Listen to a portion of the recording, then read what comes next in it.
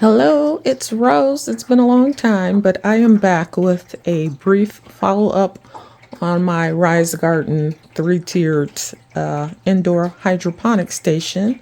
I got a few comments or questions recently on the unboxing video I did probably a year ago, and so I thought I'd do a little follow-up. Now, my original unboxing, I concluded that I did not like this system.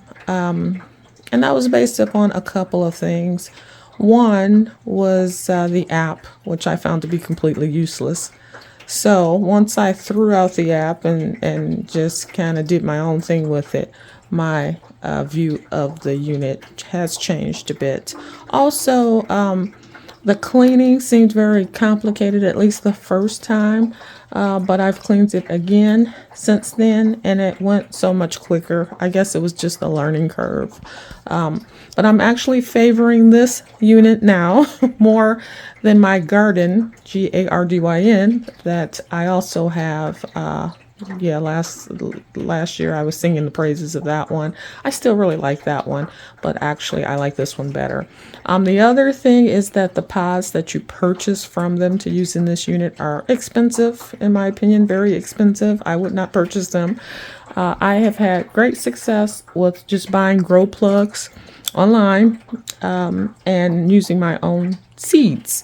And so, but like I said before, the downside of these units, at least for me, because I'm in zone 6A and it's winter.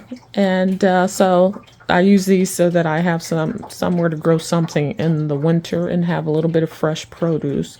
The issue is that it's very cold here in the winter. And, a lot of plants, especially if you're doing any kind of fruiting plants, they want it 75 degrees or warmer. And I'm not keeping my house at 75 degrees or warmer. That would be like a sauna for me. So I keep my house at about 68 to 70 degrees actually. And so it's a little cool for fruiting plants. And I haven't had a huge amount of success with them. I grew peppers and I think some little cherry tomatoes last winter.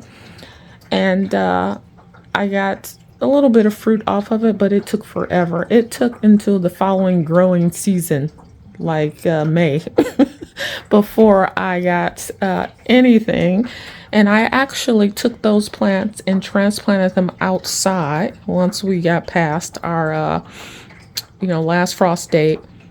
And I think a couple of the peppers survived because I had several pepper plants in the two units, and a couple survived. And I did get a few peppers, but that's ridiculous. That was a year almost just to get a few peppers. So I have concluded that these units, at least at my house, are most appropriate for leafy greens and herbs, things which can thrive in a cooler climate.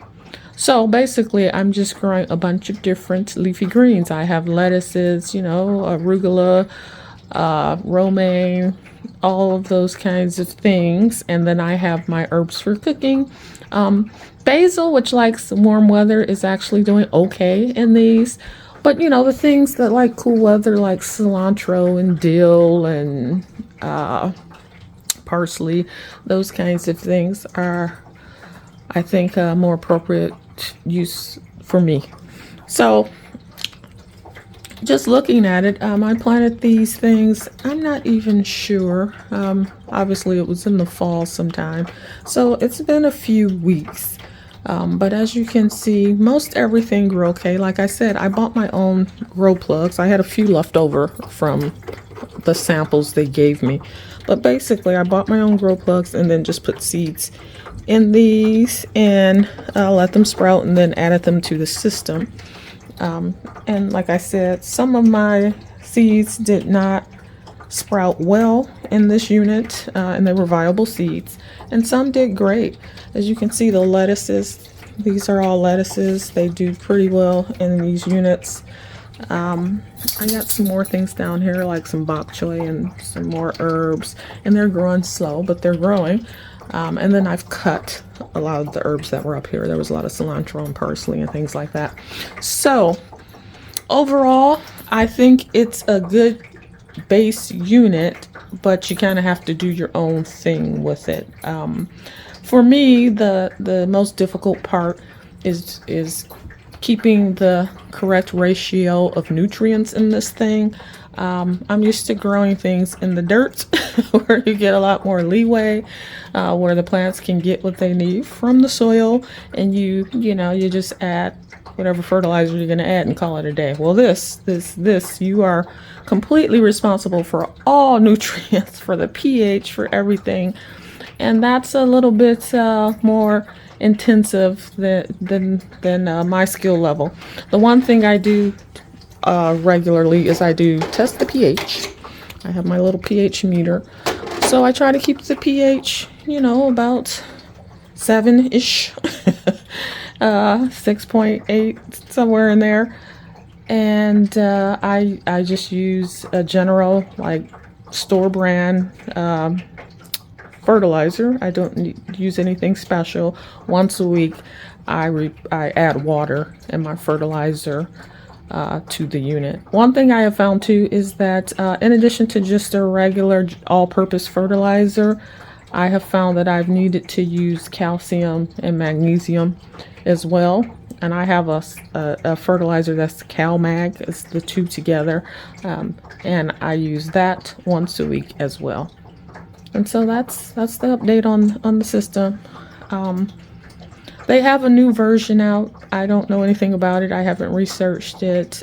These units are very expensive. I think they're overpriced personally.